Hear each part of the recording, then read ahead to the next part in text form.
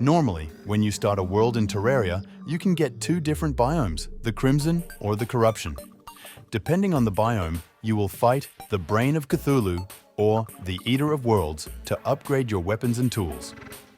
After you advance in the world and you defeat Plantera, you will unlock the ability to open biome chests. Each biome chest has its unique weapon, and depending on the biome that your world has, it will have a Crimson chest or a Corruption chest. In today's video, we will be looking at the Corruption chest and its unique weapon, the Scourge of the Corruptor, and discover about his abilities and stats. To get our weapon, we have to unlock the Corruption chest from the dungeon with a Corruption key. Each biome key can be dropped at any time, and each key has a 1 in 2500, or a 0.04% chance of dropping from an enemy in the key's respective biome. This weapon has a base damage of 70 and with his best modifier of Godly, deals 107 damage.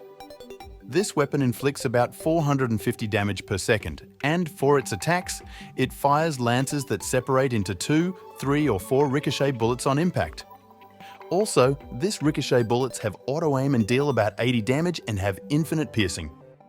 For traveling, this weapon is great for exploring because of its ability and good damage to deal with annoying enemies. Traversing through the world is really easy thanks to its abilities, but for the caves, this weapon is great. Since caves are usually tight spaces, the projectiles he fires bounce off the walls, dealing damage to any enemies in that area. As we can see in this fragment, the weapon deals easily with the Chaos Elementals and bats that rain the caves. As for the boss test, we're going to fight Queen Slime to test its damage against single enemies and how fast we can deal 18,000 damage. For now, the Scourge of the Corruptor seems to deal really well against single target enemies like bosses. Right now, it's dealing between 600 and 700 damage, but for the late bosses in the game, this won't be enough. Also seems that a lot of that damage comes from our ricochet bullets that bounce from the ground and aims for the boss. It seems that when the Slime Queen starts flying, the damage is reduced drastically and the ricochet shots buff gets less useful. This boss is way weaker than the mechanical bosses, and I think that this weapon might struggle with them because of their large health.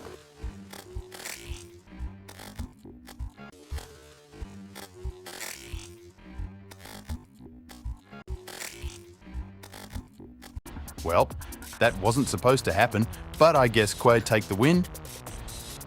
So, in conclusion, I think that this weapon is great for exploring the world of Terraria because of its high damage, but is not as useful against bosses because there are way many and better weapon options to use.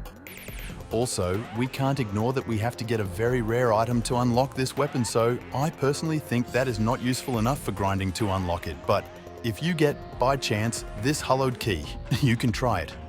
Comment your thoughts if you want about this weapon and if it's really worth the time and struggle.